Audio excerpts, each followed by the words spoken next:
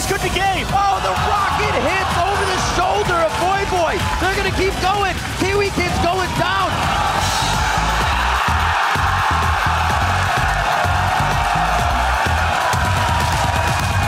The counter. No! The black shield coming out. Goodbye. What a beautiful job by Evil Geniuses to bait that attack. This is the most excited I have ever seen EG.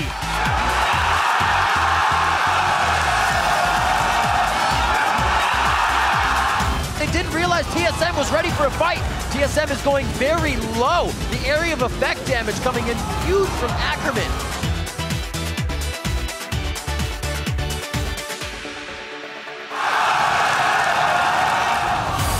Oh, nobody followed Tez. Tez went on a mission all by himself.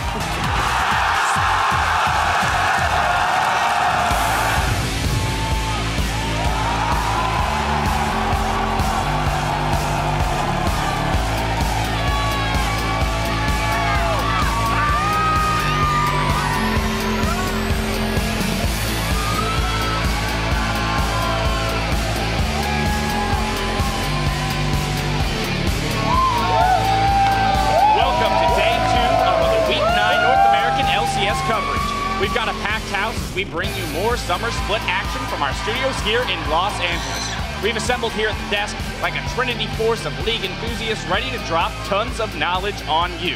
Hello, I'm James Dash Patterson, and with me are Joshua Jat Leesman and David Freak Turley. Guys, thanks for being here with me.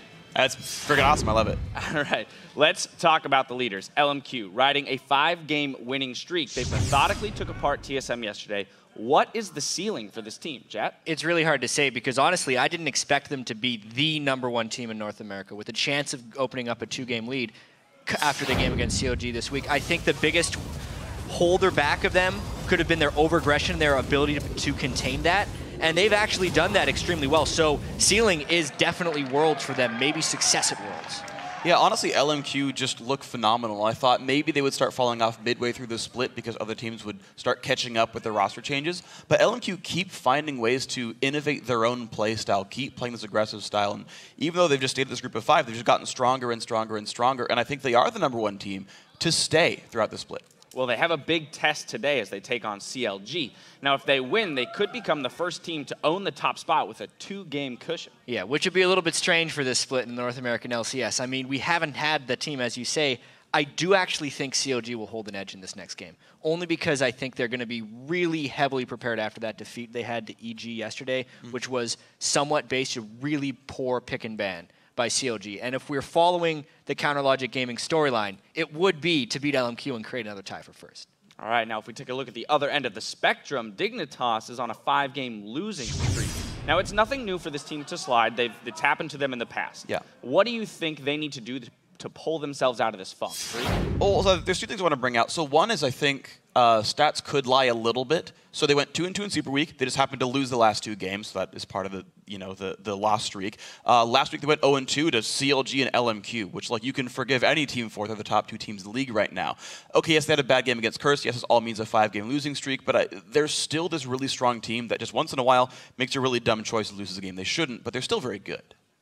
I kind of agree with that, but I mean, every team, we're 21 games into the season. Yeah. Everyone has played everyone else 3 times, so every team has had the exact same schedule. And Dignitas is sitting at an 11-10 record right here, so they have definitely fallen back to mediocrity in a sense, which is what they shouldn't have done. And it keeps happening for Dignitas. I don't know how they're going to fix it, but they need to if they want to make it to Worlds. Well, so it's on them to make the changes. And guys, this is a game of adjustments. We saw a lot of new faces and new strategies on the field yesterday. We saw Ezreal, Xerath, reworked in Italy, Tristana mid.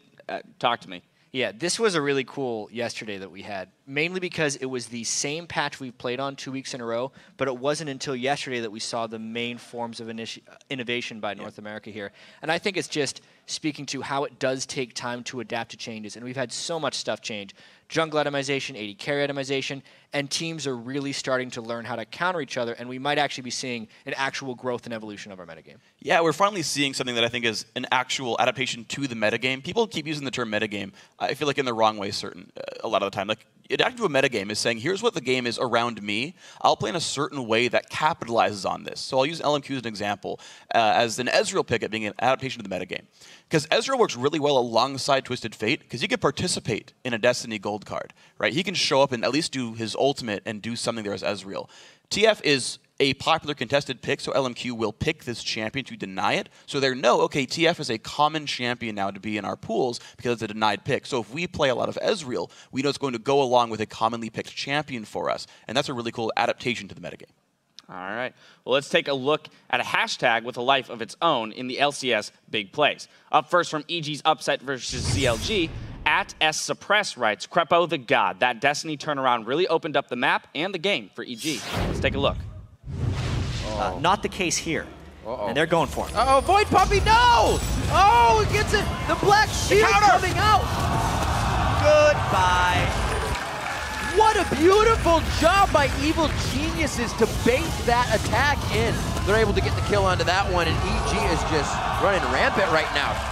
A little bit of a misstep by CLG. They kept porting in maybe too aggressively throughout that game, but Crepo played that perfectly. Black shield on the gold card target. The bind is so easy to hit on a Destinying TF, so I mean, it was a great play. Up next is a big play from the most popular player of the day, from C9 versus Complexity. You just heard it. At Cyrano's tweets, that tower dive and then flash auto for the kill was insane. Ball's living up to those cheers. Here's your next big play. Whoa. Whoa. Whoa.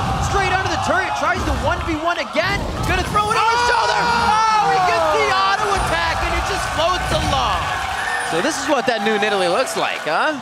Well, they can no longer have Westerice hold the split push. So many balls, Chance. I feel like these are going to be something that is fantastic for now, but if it continues forever, it's going to be like the Wards. But for now, Which means it's going to be great. I hope it stays around forever. I love those chants. Well, to each his own. You know we're going to want more of those epic moments from today's action, so please share them with us by tweeting at LOL Esports and use the hashtag LCS Big Plays. Pulling up the standings, though, we've got LMQ in first. Yeah, and in a battle, it's CLG in second, followed by TSM and Cloud9 tied for third. And actually dropping down to fifth place was Dignitas. And Kurth right now still in 6th place. Complexity holds 7th, and now just 1 game back in last is Evil Geniuses. In today's schedule, however, we started off with Evil Geniuses facing off against Dignitas. Then Complexity will take on TSM. After that, it's LMQ versus CLG, and in our final LCS match, Curse will battle it out with Cloud9. But keep it tuned right here for the North American Challenger Series. We'll be bringing you a best-of-3 between LawPro and Cognitive Gaming. Then head over to Twitter and join the conversation. Today we want to know which team is best at adapting to the meta and why. Yeah, send your thoughts to us at LOL Esports. Use the hashtag LCS, and we might pick your answer to be read later in the broadcast. Now, Jad, before we move on, I want to get your thoughts on a topic we touched on yesterday. Now, team communication and how important that is for success. But before we do, let's listen in on a recent example of great shot calling.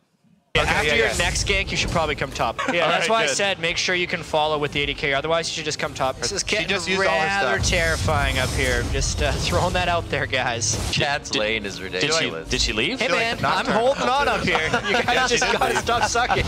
If you guys think you can 2v2, I think that's a terrible idea. If it's a terrible idea, you probably shouldn't do it. Ooh. That should have been our motivational speech at the start. It's a terrible idea. Yeah, that's just like life advice at that point. Upstairs has spoken. And he's got her stun up too. This might be dangerous. Oh my god, the Timbers is huge!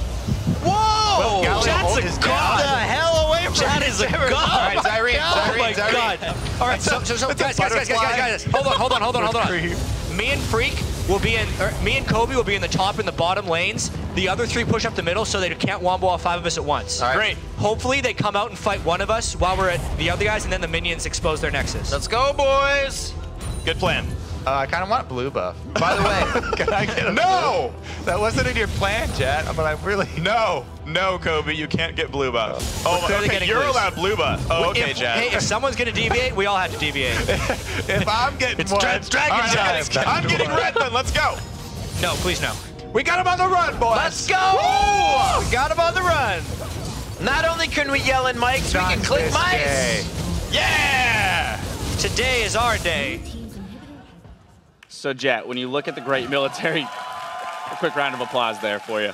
Much deserved. When you look at the great military strategists of history, Hannibal, Sun Tzu, Genghis Khan, Captain Kirk, where do you draw your inspiration? It's a good question. I had a lot of Captain Crunch when I was a child.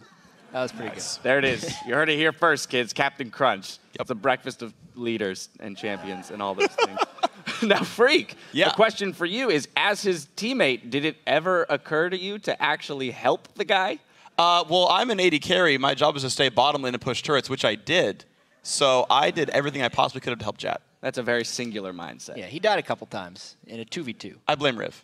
All right. Well, selfless. Blame the support. Well, you guys came out with a win anyway, so I guess it works. Yeah. If it works, it Victory. works. Now, we've got to take a quick break. Warming up in the bullpen, though, is Evil Geniuses, who will take to the Rift against Team Dignitas. Keep it right here for all your NALCS action.